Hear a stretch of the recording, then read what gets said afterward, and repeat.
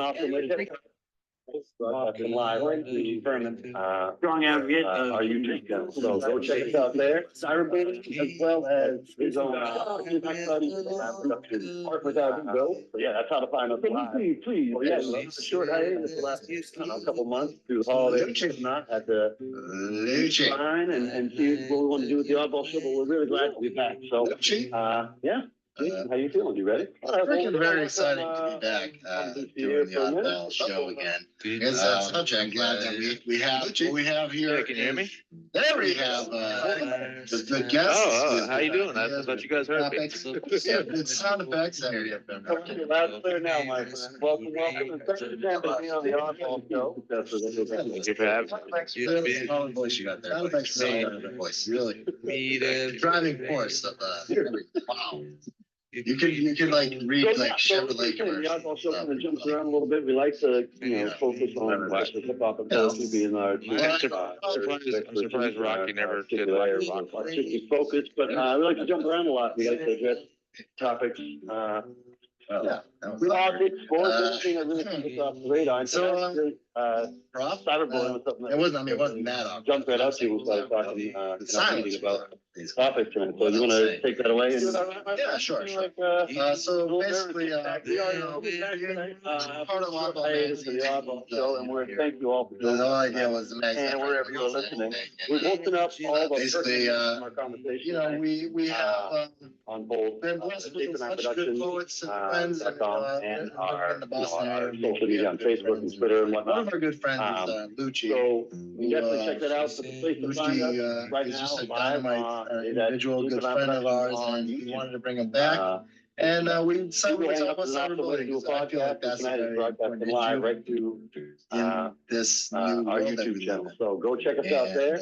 I figured L.U.C.C.I would be a good person to speak about it because L.U.C.C.I. is an intelligent dude. He writes awesome poetry, and I guess he works with kids. Take it away, L.U.C.C.I. What's going on with cyberbullying? And see what we want to do with the Oddball Show, but we're really glad to be back. Jason, how you feeling? Cyberbullying, like any other form of bullying, is show again. My opinion is just completely unnecessary. We have here, unfortunately, we live in a carnivorous type of world, so it's going to happen. It's bound to happen here and there. Sound effects that we have been working on. But I think the one thing you can really do with kids or even adults who are bullied to different degrees is, I don't think it's enough to just teach kids not to bully or just teach kids to defend themselves, but I think we have to be able to do both at the same time. It's very important. Hip hop and poetry being our two areas of expertise and our particular areas of artistic focus, but we like to jump around a lot. We like to address topics. Politics, sports, it's really unfortunate because a lot of them, there's been multiple suicides because of bullying and topics. So you want to take that away? Sure. There's been suicides. There's been, if they weren't depressed before, they do get depressed. Kids that it's bad enough to go to school and you're basically immediately, physically from people, but it's then like now because of cyberbullying, they have access to scare you before you even leave the house. One of our good friends is. You think it was bad for us people? Now think about just a dynamite individual, good friend of ours, and we wanted to bring him back. And we decided we would talk about cyberbullying because I feel like that's a very important issue. This I got a question for you. So just as a matter would be a good person to speak about it. I guess he's just to kind of set the tone here. Like when we talk about cyberbullying, I guess he works with kids. So what forms does that take? What exactly is cyberbullying? I mean, it seems pretty self-explanatory, but I feel like there's more there than meets the eye. Cyberbullying, like any other form of bullying, speak on that for a little bit. My opinion is just completely I never claim to be an expert, but as someone, unfortunately, we live in a carnivore type of world. So it's going to happen. I think it's pretty good there. I think what people do with you can have a favorite adults who are bullied to different degrees, Snapchat, Twitter, is I don't think it's enough to just teach kids not to bully or just teach kids to defend themselves, but But you have to be able to do both. You know, people, you know, usually people post, you know, their personal thoughts or stuff like that. But then bullying comes around and people say, oh, well, So I'm going to send someone a private message to make them scared of me, or I'm going to publicly humiliate them because a lot of their humiliation a trend or a hashtag, you know, and before you know it, there's like, you know, there's so and so got beat up, there's some suicides, there's been, you know, if they weren't depressed before, like, and then you have people who will like copy and paste. It's bad enough to screenshot people's entire profile physically from people, but then like now, because and then repost it, they have access to getting the other person off blast, you know, and some people get if you think you're like that for us, reported or deleted I'll think or about put in this. magazines when they're not asked to be, Social media simply because of their social media. I cannot imagine how cyberbullying must be these days. It's just, it's really, really scary. Like you have to really, one, you have to be careful what you say. For you. Two, So you just, have to be as careful a who matter you of, encounter, because you don't know what they'll get you into, whether you just meant to get into it or not. set the tone here, like when we talk about cyberbullying, what forms does that take? What exactly? Who's engaging in the cyberbullying? Seems pretty self-explanatory. What's that? I feel like. So who's engaging in the cyberbullying? Do you find that it's teenagers? Do you find that it's young adults? Is it strictly, you know, just you know, I mean, I never elementary to middle school kids, or what's someone who does what are your experiences? I think it's a pretty good idea. Well, I never really experienced cyberbullying people to the extent that I was. You can have a Facebook, you can maintain as pandemic as it has, and it's out there now. I didn't read it now, by the way, because you know I'm too old. And right, but computer that had internet access to it. Usually people post, even then I didn't start using it. Bullying comes around, and I used America Online. I'm going to send someone a private message, you know. For me, it was, I mean, my name is like, I'm going to publicly humiliate karate one and make that was my original screen name and hashtag. You know, I was, you know, a very, before you know it, there's like, you know, hashtag kid where like, oh, got beat up, and I was lucky enough to deal with that, but. You know, because kids nowadays, then you have people who will like copy and paste normal or screenshot where kids entire profile comments and conversation. You know, it's so easy. Posted, and then I mentioned they have putting the other media accounts. I had requests that some people get from like 7-year-olds, like reported or deleted. You know, and same thing with Twitter. Because I'm like, okay, you're requesting me simply because of their social media. How many people are you talking to on a regular basis that you might not even know? It's really, really scary. Like you have to, you know, you have to be careful what you do know personally. Because if you see them again, they can be awkward or even language they'll get you into. And I think it's mostly you have to get into it elementary, middle school, really, really to deal with. Maybe more so high school and middle school, depending on how old they are to get their social media accounts.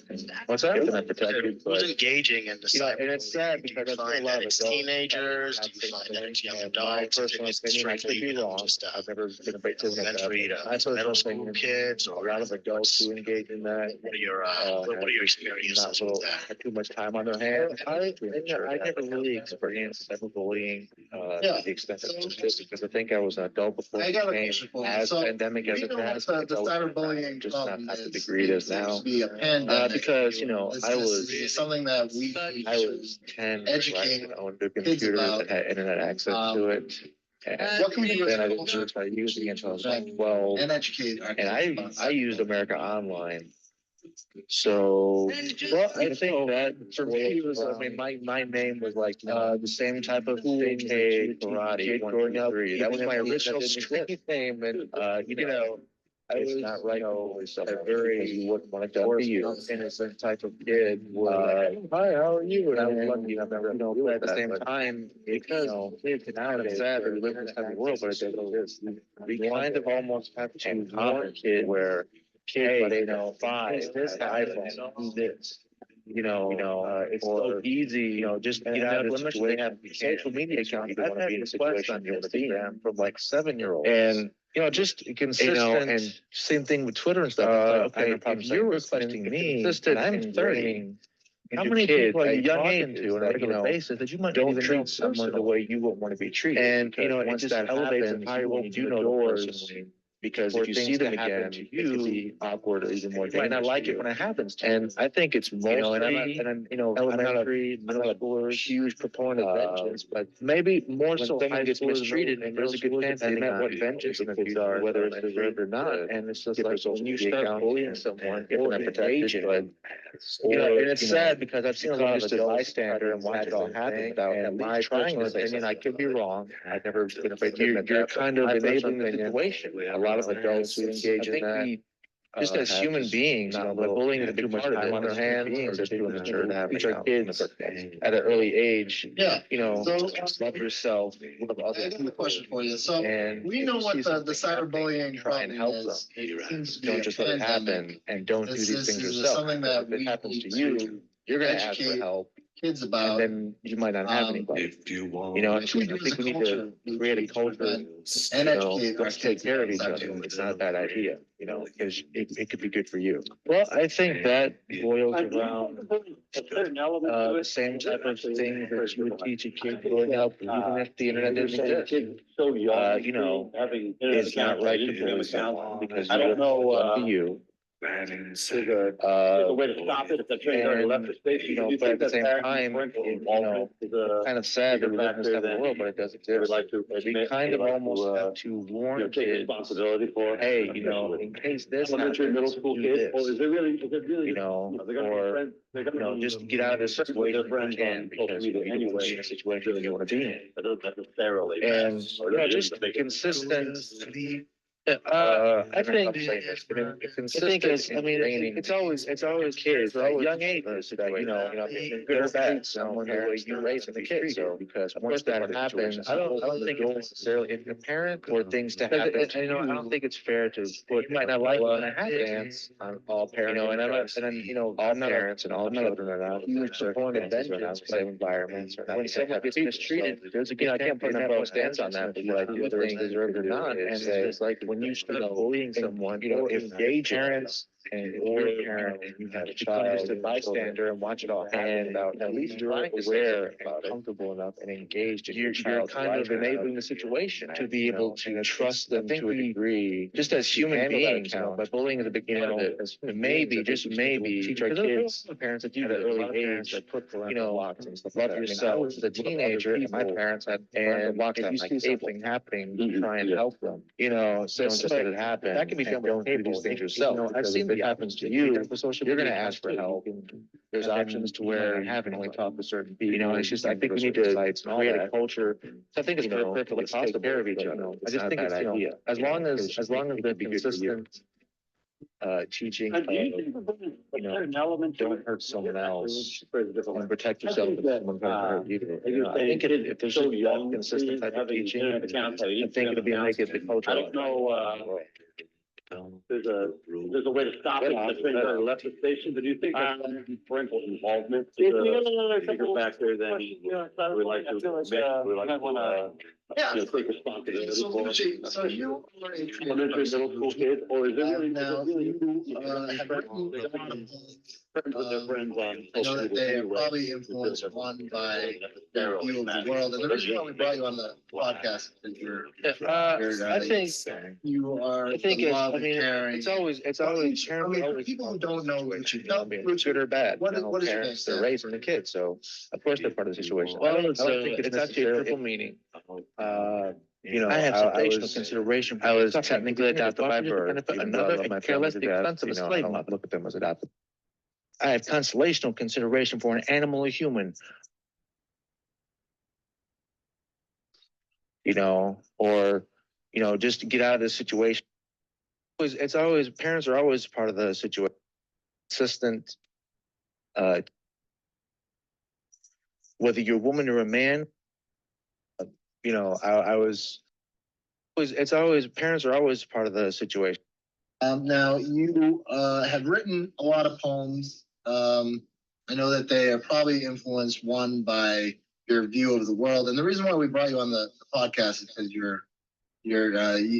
you are the love and caring. And why don't you? I mean, for people who don't know Lucci, tell Lucci what does your name stand for?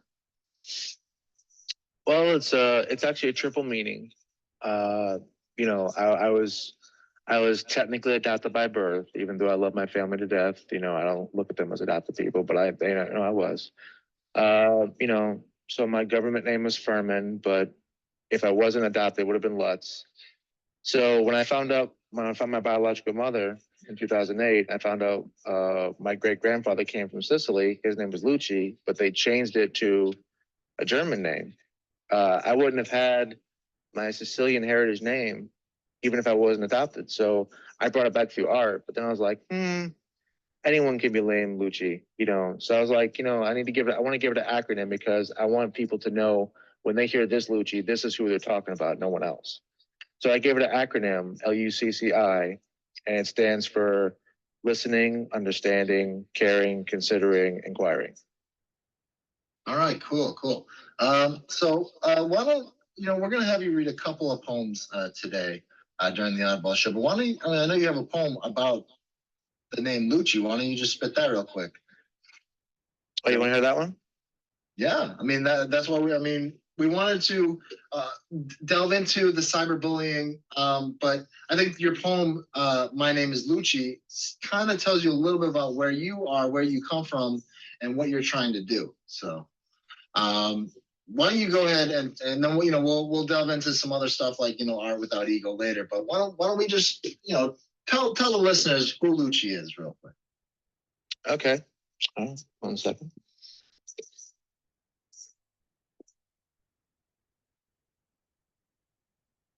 My name is Lucci. Not to be confused with Gucci or mistaken for Hoochie. I am a man with a duty that might eventually force someone to sue me. If anybody can prove me wrong, I beg of you to prove me. I've never been shy to admit I was wrong, just as long as we don't argue or radio like the same song. My name has 5 letters, L-U-C-C-I. Each and every letter has a purpose I go by. Even though I wisely know I'm not the wisest, I can honestly say that I try to be wise. The first letter is L, stands for listen. Because I choose to listen to blues of the smitten who've been written into non-existence. I also listen to indifference and the happy. I don't care if their stories are scrappy, snappy, or even sappy, or if the nature is a major wager full of danger. You is to understand. Whether you're a woman or a man, I want to understand chances of circumstances get better or worse. Did you get the job letter? Or were you cursed with a hearse? Understand doesn't mean justify, but I can let you know whether it will or won't testify. Letter number 3 happens to be C, stands for care. I care about anyone and everyone, anything and everything. You're a snob who's a con man looking down on a slob for a regular job? Ignorantly full of hate and doctor with every play in the way of debate? The love of my life or the first to pull a knife? Next letter, another C, consider. I have sedational consideration for the suffering who continue to buffer just to benefit another and care less the expense of a slave mother. I have consolational consideration for an animal or human born to the shores of life they never asked for, taught from the core, close the door on the poor, keep asking for more and more. Letter number 5 is I, inquire. I inquire about the fire and ice within the tire, the wire, the dire, put on a flyer. I don't care, whatever it is, I still inquire for my knowledge to grow higher. Racially, socially, sexually, religiously, politically, historically, economically, even futuristically, I still inquire. Everybody has a story. Here's mine. Southwest Detroit till I was 14. Picked on and bullied just for being me. And shy as well as mad and sad. Unnecessary drama at home to feel even more alone. Experiencing images of interracial harmony until I kissed a different race but couldn't do so comfortably. Forced to look over my shoulder by people I loved and hated by hatred I thought was outdated. Down south of Tennessee, Georgia. At the time for me, compared to the D, I wanted the blacks really free. But now I'm in the bean and see bigotries everywhere I can possibly stare. But too many people don't seem to care. So now that I'm older and developed a mind, I realize I can't go back in time for justice mountains to climb, not only with racism, but sexism. all my life experiencing images of women who claim nice guys for his last. That's because we couldn't get past a master of lying and conniving who wishes to cast them into a role of a hoe with the week-to-week limit to cast. Homophobia is a toxicity of simplicity that's an enormity and surpasses perplexity. Yo. I see a society full of judgment, whether it comes to superstitions of politicians with oppositions to peaceful and loving compositions, or individuals with animosity toward the generosity of those from another mother, and even some from the same mother. By the way, as I write this, infinite innocents are having infinite innocence taken away just for the taking. Every system, every country is somehow corrupt and broken. By no means am I a saint, but compared to the needy and greedy in the towers of power, I feel like a token. Yeah, bro. So I'm telling you, I have thoughts and wishes like a door revolving around peace and love, a solution with no institution of a revolver to evolve to this inclusion. I'm listening, understanding, caring, considering, inquiring. Not to be confused with Gucci or mistaken for Hoochie. My name is LUCCI. Yeah, you are, bro.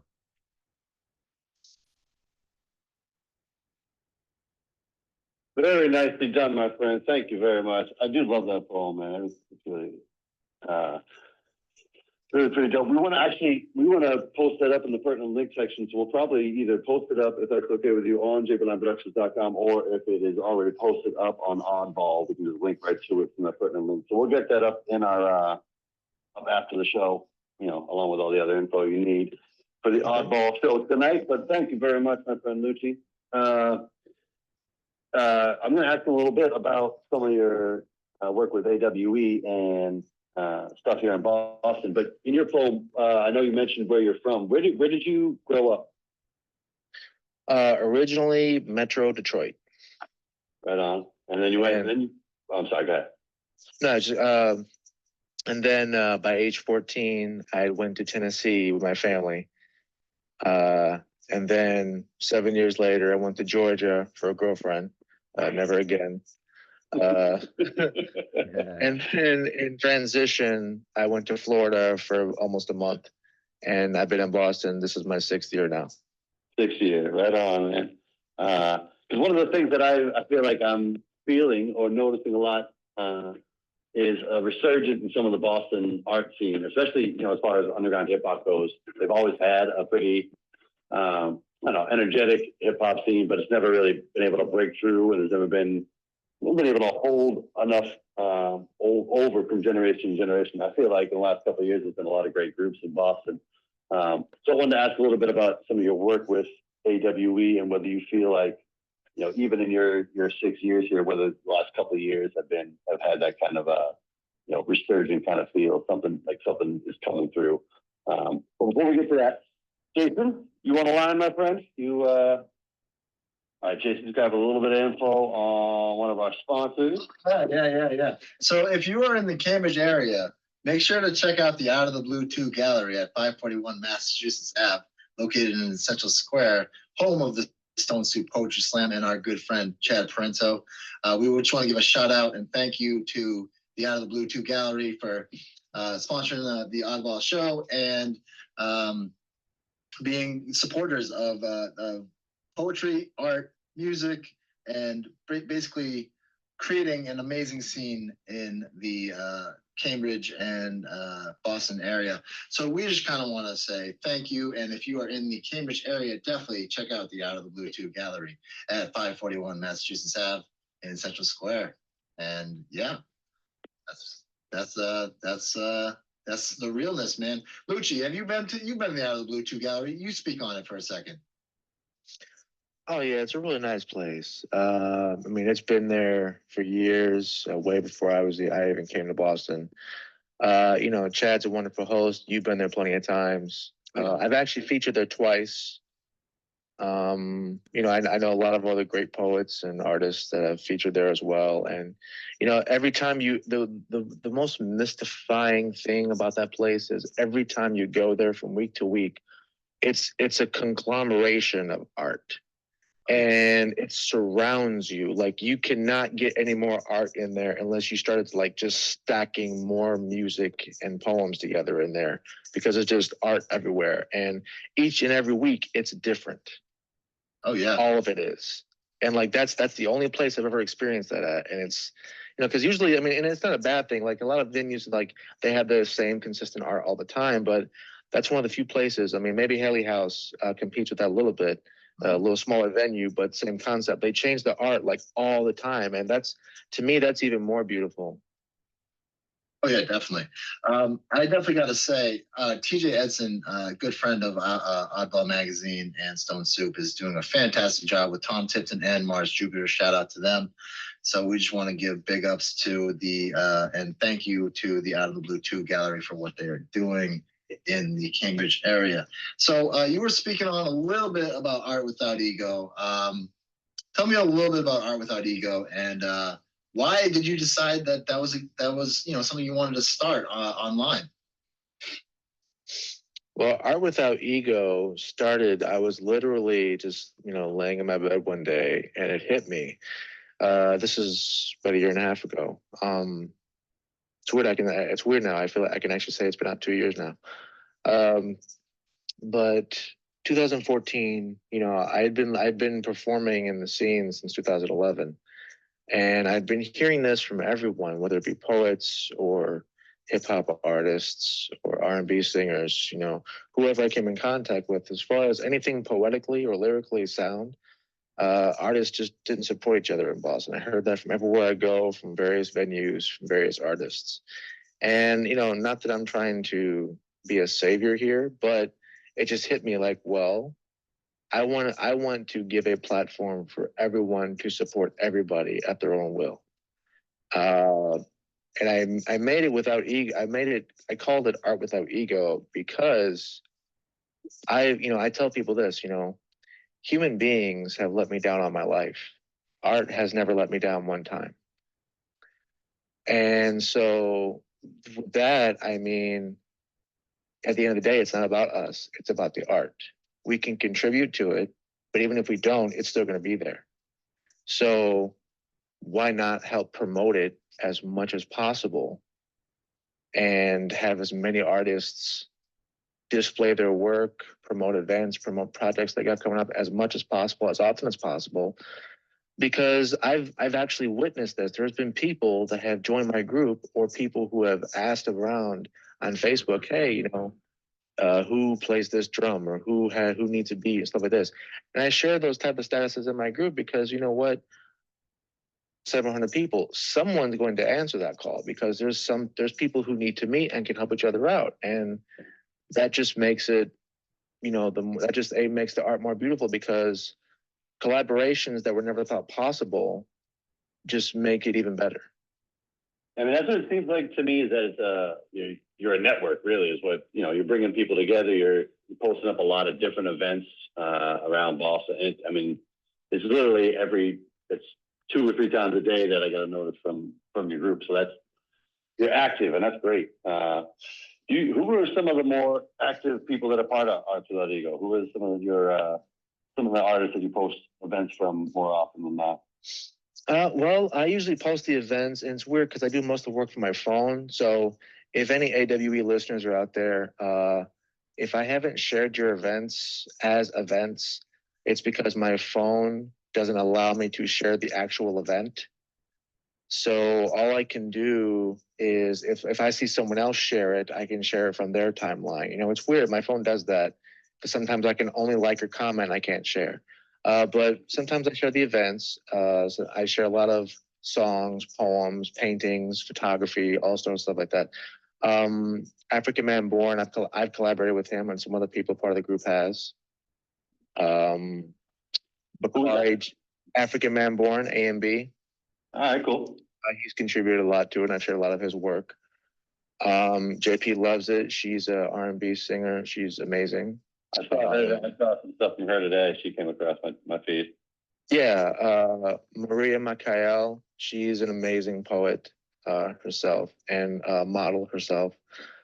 Yeah, like there's a lot of various people, and here's the thing: some people have chosen not to be part of it once they saw what it was, or some people it's just too many notifications. And I understand that, because my group is for people who want to see that stuff all the time. So if you don't want to see it, or if it's not for you, that's okay. I'm not offended by that. You know, it's just, I want the option to be there. That's why I made it. Yeah, right on. Are you able to get out to a lot of these events, or do you feel like you're just that the networking is really more your? I know you're friends with a lot of these artists, but it seems like it's a lot of events. I mean, how many of these are you able to get to? Well, my time is a lot more tied up than it used to be. So I used to try and go to as many as possible, to the point to where I was actually putting myself in a little bit of debt because of it. But so I've had to cut back on that now and focus a little bit more on work. Focus more on the Anna Meyer and dancers group that I'm a part of. You know, I actually just performed at the Lincoln Center in New York on Sunday. And I saw that you'd gone to New York. I was going to ask you what was going on there. Talk about that a little bit. What were you doing in New York? So it was an annual dance festival, and they hold it every single year. And so the group I'm a part of, Anna Meyer and Dancers, the dancer group, it's a collaboration of dancers with poets and sometimes vocalists and musicians. And me, Punk Rose, and Too Fun were the poets of the group. And so we all performed our sets. You know, it was APAP. And off the top of my head, I can't remember what it stood for. But yeah, it's a huge deal. Huge deal.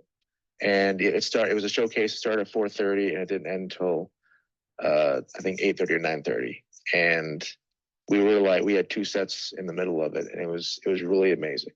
Really amazing. Man. Right on. How long have you been doing dance group?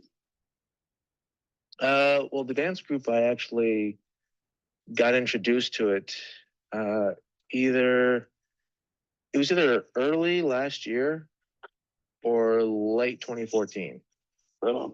It's funny. I never thought I would lose track of time as much as I do since I've been doing stuff. When you're busy, that's what happens, you know. You stop losing landmarks. You know, it's easy when you're in high school. It's not. You can say that I was in this grade, or I was. You know, when you're older, it's a little easier to for time to zip by and for there to be fewer landmarks. Oh yeah. I just want to ask you. Oh well, I mean, I think it really you bring up a good point, especially at the beginning. That Boston artists tend to keep their young. That we find in the hip hop scene that it's pretty contentious, rather than like we're all going the same way. We're all swimming up the same stream, so might as well, work on it together. I think that bringing people together the way you are, without ego, is definitely a noble pursuit. Is a valuable pursuit for sure. So one of the things I want to make sure we get in the pertinent links is some of those artists that you were talking about. And did you guys film anything this week in New York at all? I heard that the event was being taped, and Anna Meyer said that they had purchased a copy of the film. So as soon as something is available, I'm going to try and post it if it's possible. But yeah, so there are copies of the film that are coming out. All right, cool. But I'll make sure to get the group in there and the dance festival in there, and then some of those other artists that you were talking about. We'll make sure to get all those in the pertinent links. So definitely big ups to Art Without Ego. Thank you, buddy. I gotta say this. LUCCI, come on. You were in Ghostbusters, kid. Let's talk about it. What were you in Ghostbusters? Come on. I said that with a Boston accent because Ghostbusters was filmed in Boston this summer, and LUCCI was in Ghostbusters. Yeah, he was. So let's talk about it.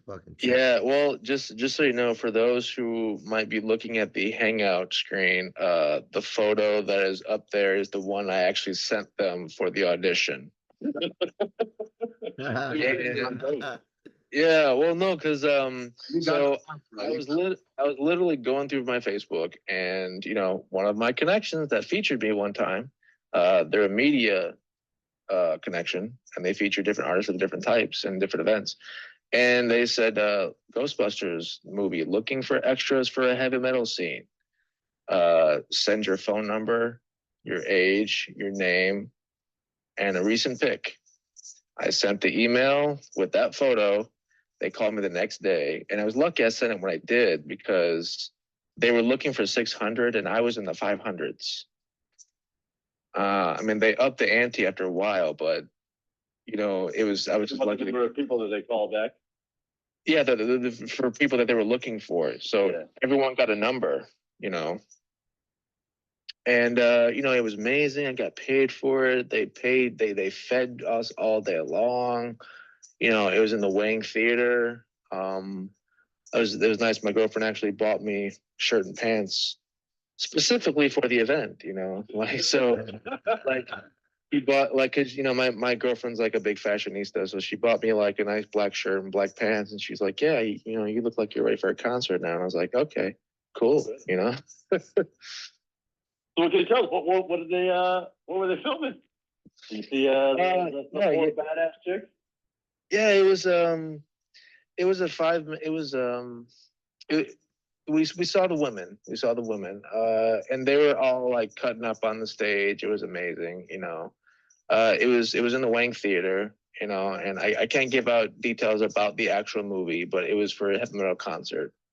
Awesome. And but it was a lot of fun. One thing I will tell you that it was really nice. The director of the movie. Yeah. I didn't get very close to the actresses themselves because that's for the Screen Actors Guild Union people because they got first dibs on that stuff. But the last day when I was on the side doing a certain scene, the director walked right past me. Right on. So it was like that was cool. Yeah, man. Is that your first time doing movie extra stuff, or have you done that before? Well, it was my second movie period. First time as an extra. The first one was from the Elijah Starm film Super Duper. It was a Boston-based film as well. I was an extra in like two different parts of it, and a main part in another. It was so. That one was for pure like independent artistry purposes.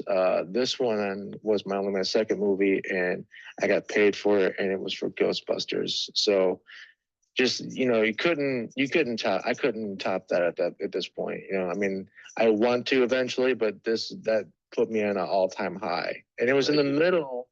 It was crazy. It was in the middle of teaching the kids in the summer program. So I not only had to ask off work from a 5-week program I was teaching at, but also from my regular job, I had to ask for 3 days off total. And then they wanted me to come back for 3 more. I was like, you're kidding me. Usually I have 3-4 off days in a week. Now when I have this big tight schedule, now you want me to film for 7 days. No kidding. Gonna raise the force. But it was amazing, really good. That's awesome, man. That's really cool, and that's something that you won't ever forget doing that, man. That's I'm hoping that new movie is good, and we all go out and see it, and then we'll be like, hey, that's what LUCCI was in. I will say this. I don't know for a fact that they got my face, but I did know this. I was wearing a black stopwatch. Well, there we go. And to my knowledge, with everyone puts their hands in the air, everywhere I looked around, people had bracelets on, people had collars on, but no one had a black stopwatch on. So if you see a black stopwatch, even if it's not my face, I'm in the movie. Right on. All right. So I mean, LUCCI, you're not just Ghostbusters, man. You are like a poetic titan in Boston. So I mean, you're being humble, but where have you read? What is the best place that you've read at? And tell me what is it about performing in front of a lot of people that you like? What is keeping you going? I'm sorry, Jason. I'm sorry. Real quick, can I jump you back real quick? Can we do a quick what's going on with Jay Palime and Oddball, and then come back to a little bit more about LUCCI, because I want to do that. Word from the scholars, because we're gonna lose him this evening. But it's so kind of him to be here. I'd just like to get a quick word about our two groups, and then we'll come right back to LUCCI, because that sounds good. Yeah, right. Okay. Yeah, why don't you, one second. Yeah, so what's going on in the world of JP Live? Yeah. Let's see, the last couple of weeks we've been doing a couple different things. We did a piece about what's coming up in 2016. We talked about upcoming music. the election, all different kinds of things that we're looking forward to in 2016. And then I did a little piece last week about the State of the Union. So kicking it off with a couple things here in January. And then this week we have our rap flashback, the January edition. So Mr. Scully, you want to say a little word about rap flashback and what else you want to talk about?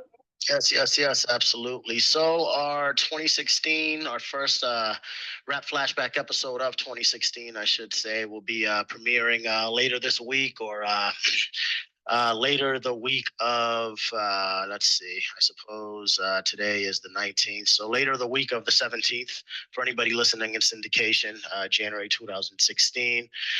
This month, we've got some features, some look backs featuring Smith and Wesson. We've got a little bit of The Game with the documentary.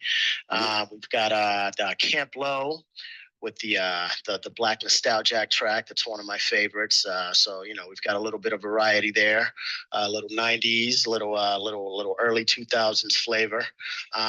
All the birthday shout outs, all the January birthday shout outs that we feature every month. Definitely some more of that to look forward to, including let me mention some here. R. Kelly, Slick Rick, LL Cool J, the late great Aaliyah.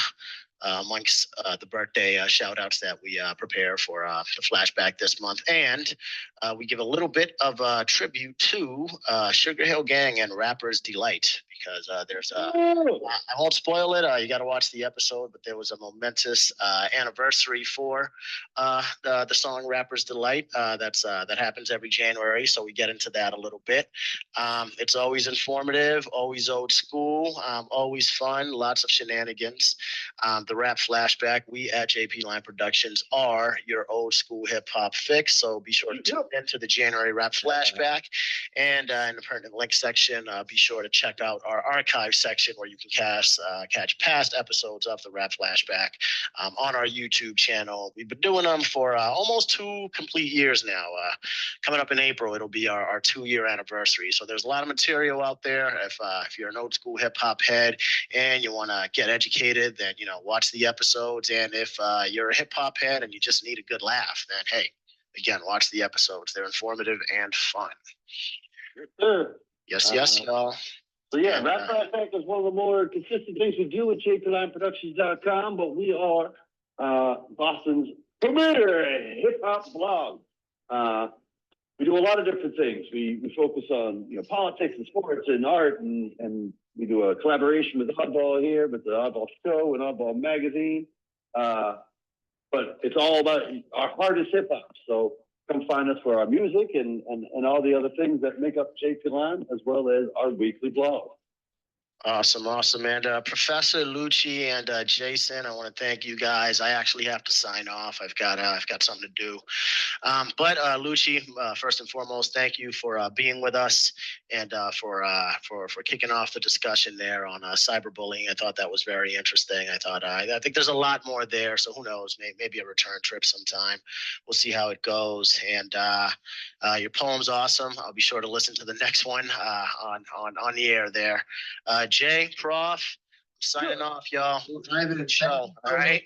On the show, man. Peace and love, bro. All right, man. You guys take care. Shout outs to Chad Parento and Spaceman, our third partner in crime there at JP Lime, Mr. Cogan Johnson, and of course Chad Parento from Oddball Magazine. We will catch up with you SOBs sooner than later, I'm sure. Peace. Oh, man. Nice to see you, Ivan. Having you on the show. We'll see ya. Peace. All right, peace. Oh, man. All right, so from there we go to what's going on in the world of Oddball Magazine. All right. All right. In my mind, there was a crazy sound effect right after that. So I was like trying to.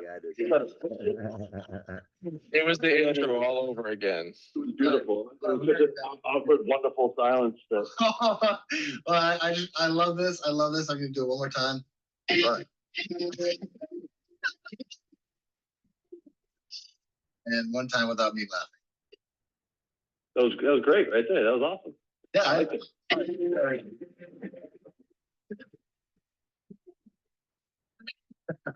Mr. Ray, what is going on in the world of Oddball Magazine? Right. Breaking news at Oddball Magazine. First, we had an amazing 3TV from Alyssa Marie debuting her latest video, No Strings Attached, featuring Destiny Claymore. A great song with a super catchy hook and raw lyrics. Alyssa is a titan. Her newest album is called No Praise on Easy Street, and you can check her out only at Oddball Magazine. That's www.oddballmagazine.com. Also, we had a great pairing of art and poetry with Nick Romeo and TJ Edson, who is our good friend over at the Out of the Blue Art Gallery too. And of course, we had our good friend Andrew Bourne and a pretty amazing poem he wrote called Fat Back. And that's 74th poem from Andrew. His 7 times column is a great fit. Okay, it's eclectic, it's raw. He's an amazing poet, and his poem Fat Back is great. So check that out. Also, we had Liza Zayas and her amazing column, The Underground Garden. She's an amazing poet. Prof, we got to have her on the show sometime, man. She is an amazing poet. She does so much for the Boston community, and she is constantly killing it at Oddball Magazine. Let's do it, man. Get her on the line. Definitely. And we also had, James Van Looy, who he puts up his stuff. He has his very interesting column called It's All One Thing. He's written 114 of those for us. He is a amazing poet. What was that called? That was a good one. What did you say? That was a good one this week. Oh yeah, The Disappeared Sign. Very good. Oh man, he's so good. He's it's poetry, history, politics, and even sometimes he breaks out in a song. And then if you like politics, we also have Janet Cormier and her Bamboozle No More. Her social commentary was called Water Tainted by Racism and Politics, which is an interesting read. You want to check that out. So we had, we had a lot of stuff. We had a poem by Susan Deercloud, which is an amazing tribute for Martin Luther King Day. It premiered on Monday with Alyssa Marie's 3TV. Plus, we had The Odds by Bill Harvey, which is, if you don't know The Odds, that is a comic strip that Bill Harvey, just a funny guy. He writes a comic strip for us. It's called The Odds. It's making the serious delirious. And of course, we had you guys, a Twisted JP. Yep. What Awaits in 2016, which was definitely, got a lot of hits. It was a weekly sampling of you guys over at JP Line Productions, talking about what awaits you guys in 2016. And then, today I wrote my Jagged Thought 108, Till No Compliance, which was kind of like a song. And I wrote it today, and it's Till No Compliance. And it's by my alter ego, Man the Storm, which is like my music and stuff. Yeah, so that is what's going on.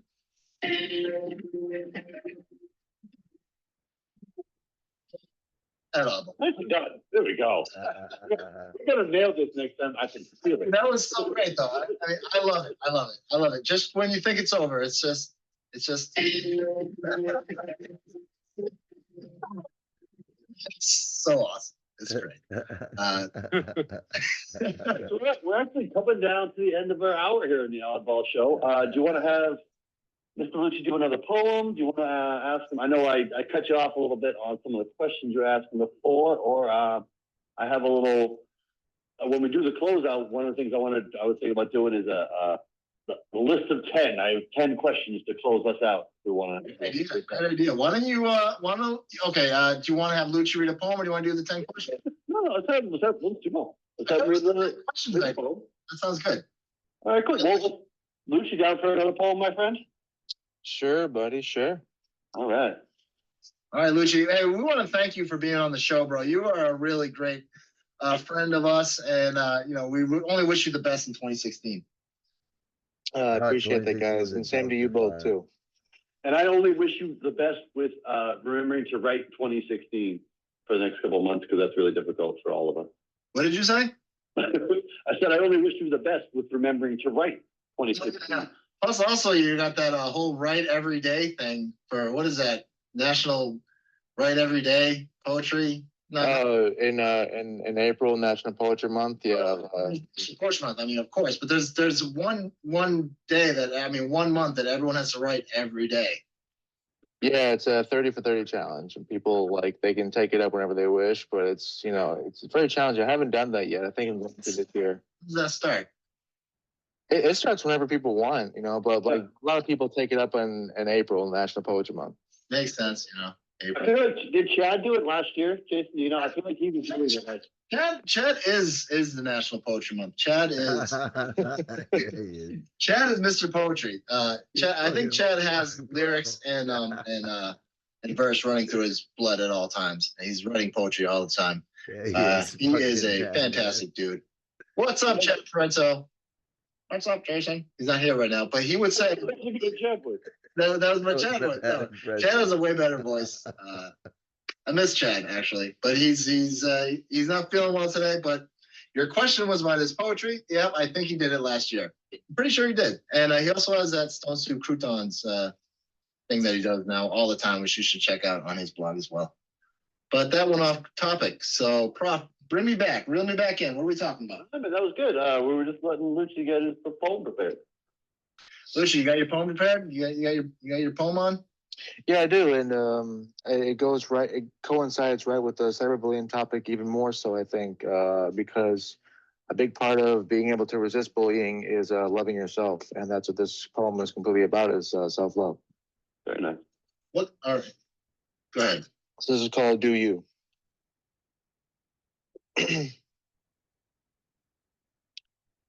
When you look in the mirror in the morning to wake up, at night before bed, what do you see? You should see amazement. The very sight you see should be a sea of beauty. Beauty from the core of Earth to the denseness of Neptune. Neptune's to deaf ears, because you can't hear anything but how fine you are. You can't taste anything but the sweat from blood that pumps out that heat, because reflecting your reflection is a turn on like a light switch.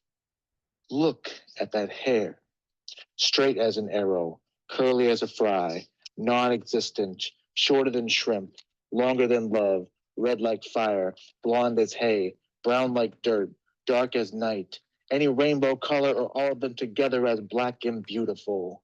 Cherish that scalp like you just found it yesterday. Cherish those eyes that change colors like leaves or stay the same for old time's sake. For the sake of skin, forsake me not, for your skin is the kin to your soul in this life. Everyone here, everything there, has to go through flesh to reach those veins. Those veins give you life, like the sun gives us light. Lightness, darkness, caramel, honey, pale, peach, peanut butter, milk, or chocolate milk, it's all glory. Give glory to a heart filled with copper, bronze, and silver, filled with gold, diamond, and platinum. Like timeless albums, authenticity is your key. Let it pick the locks of doubt, open the doors of worth inside you all this time. Inside you makes outside you outstanding. In every shape and size, small, medium, and large, height and weight, still worth the wait. Embrace yourself like the day does clouds. Your heart loves you when nobody else does. Your heart wants you when everybody hurts you. Your heart is the only true heart you'll ever have, so grasp onto it like the night does stars. Don't let it slip away. It's never promised tomorrow. Nobody can give it to you but you. When you look in the mirror at night before bed, in the morning to wake up, what do you see? You should see amazement for having the courage to take on yourself. So do you.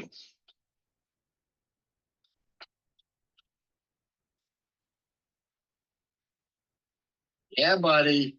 That was nice. Lucci, you got style, man. You got style, you got charisma. We're glad that you were on the show. You rock, bro. Thanks a lot. Thank you so much for being on our show. Thank you for having me, man. Anytime. Yeah, definitely. I mean, we'll definitely have you on the show again. Definitely. Definitely. And Prof, what you got?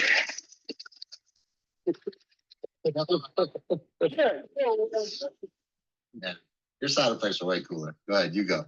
So what I was thinking is, maybe we're back with the Oddball Show, new and revised. I was thinking maybe I could do a list of 10 to close out each show. It's something that James Lipton used to do on Inside the Actor Studio, and he stole it from some French dude.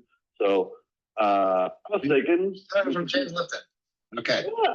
Yeah, you said do it on Inside the Actor Studio. It's a pretty awesome list. I'm not using his list, but it's pretty awesome to, just kind of quick hitter questions.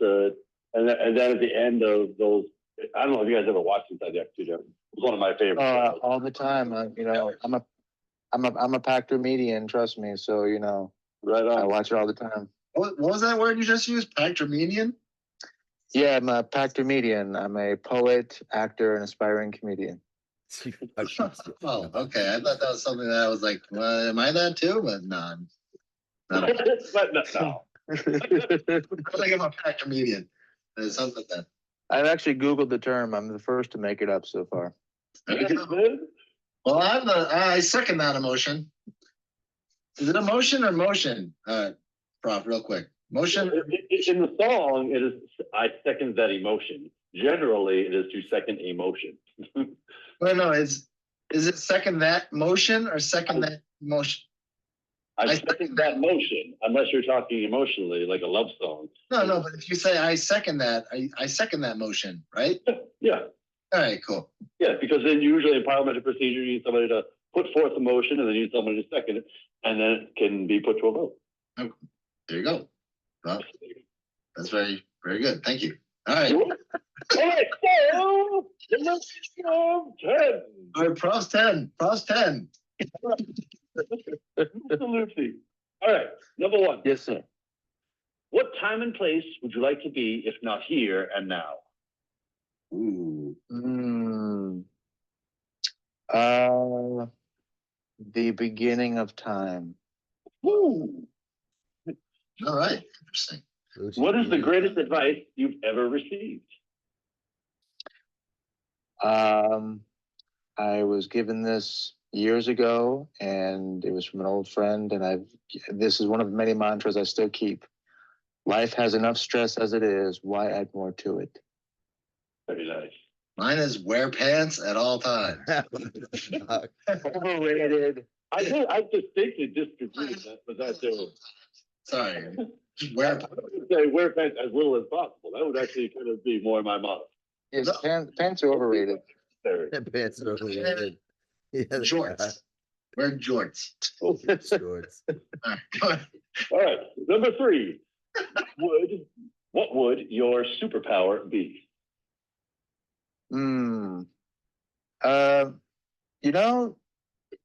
Either to be an actual chameleon, like a Mystique, either that or a rogue, to be able to survive anything, because all I'd have to do is touch them when I take their power. So you'd be an X-Men, not a Batman, not a Spider-Man, not a DC comic. You'd be Stan X-Men. Yeah, I mean, here's the thing: Wolverine's the coolest, but as far as survival, with those mansion claws, I know I would just flip shit. I know I wouldn't be able to control it, and I would just go, mansion claws at the dentist or something, just pissed off, or I don't know, at the dentist. I'm not at the dentist, but the mansion claws wouldn't work in normal society, but I could see how whatever you just said would work. Yeah. Yeah. You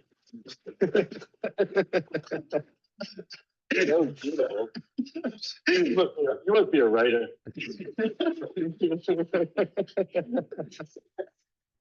All right, he's giving this deep analysis. That's what it is. That's where he expounds all his eloquence is on paper. All right, number 4. Biggie or Tupac? Ooh. Oh, Pac. Very nice. He was a poet first and foremost, and that's where I related to him first. So Yeah, too, brother. But I wonder if most poets would say that, because he certainly is, a poet. That's like his heart. But actually, Biggie definitely had his poetic side to him, but He's a rapper. It's hard, you can't be a rapper without having poetry in you. But Right. Pac was a like Jim Morrison poet, like Yeah, Pac was like Jim Morrison. Yeah, Pac was a Morrison poet.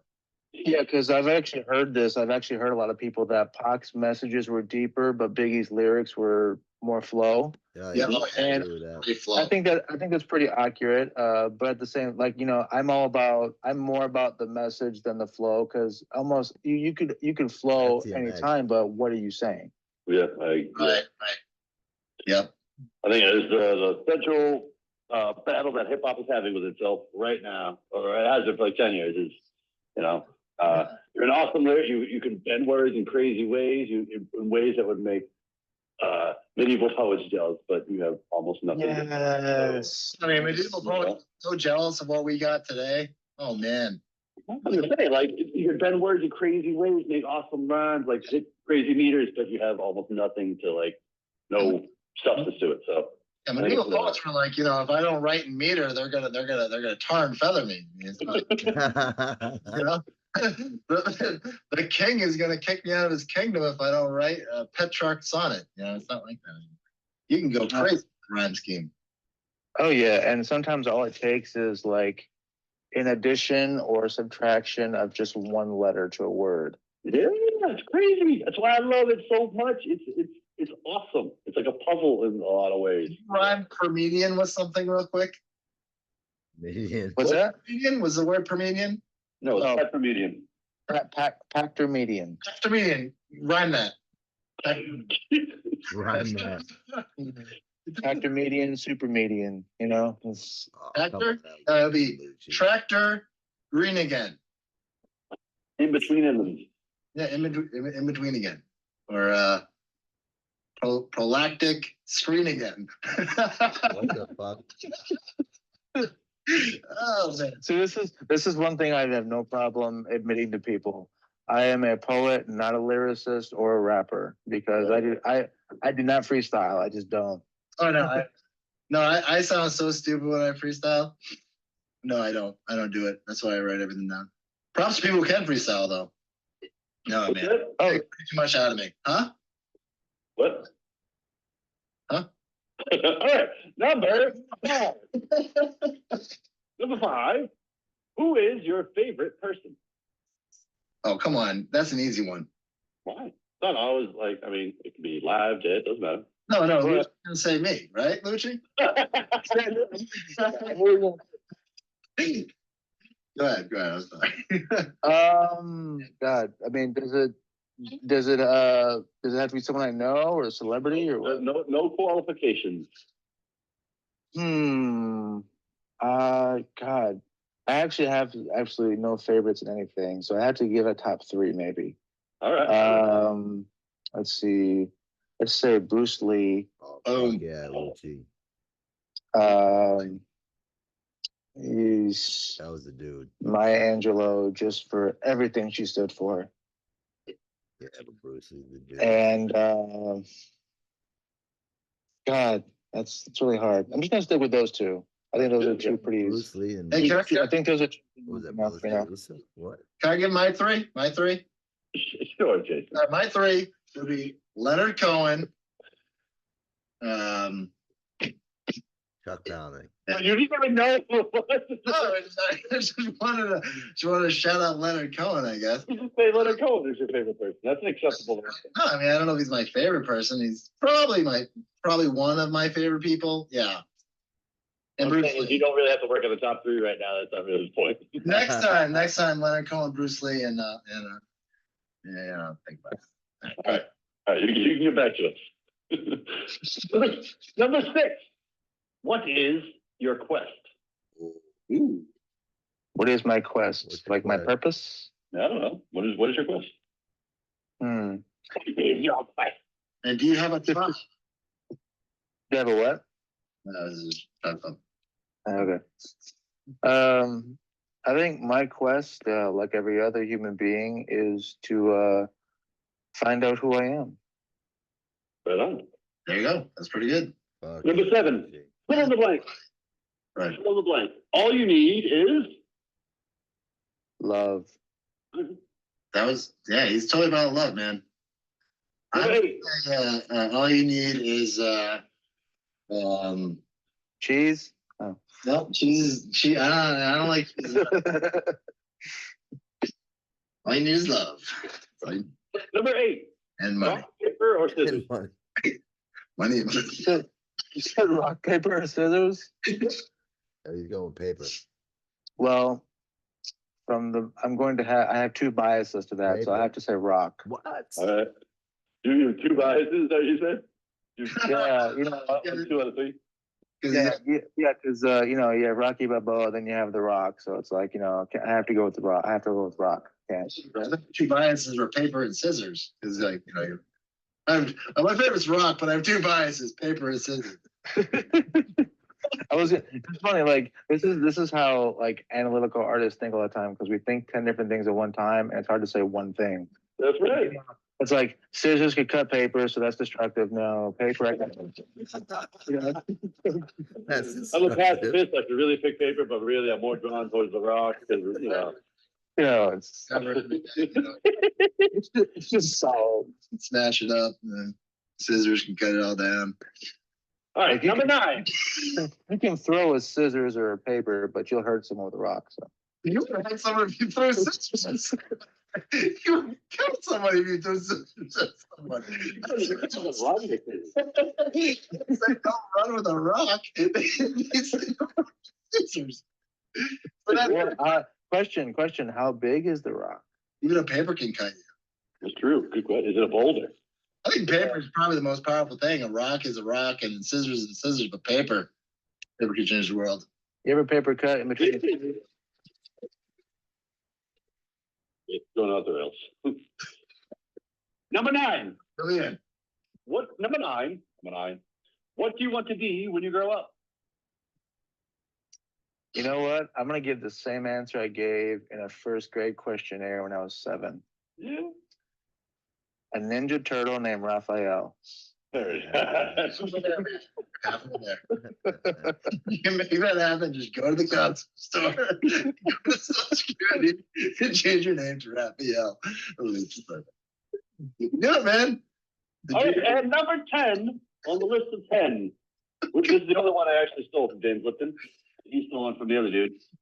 Heaven exists. What would you like to hear St. Peter City when you reach the pearly gates? Let's see. What would I like to hear St. Peter as I approach the pearly gates? Took you long enough.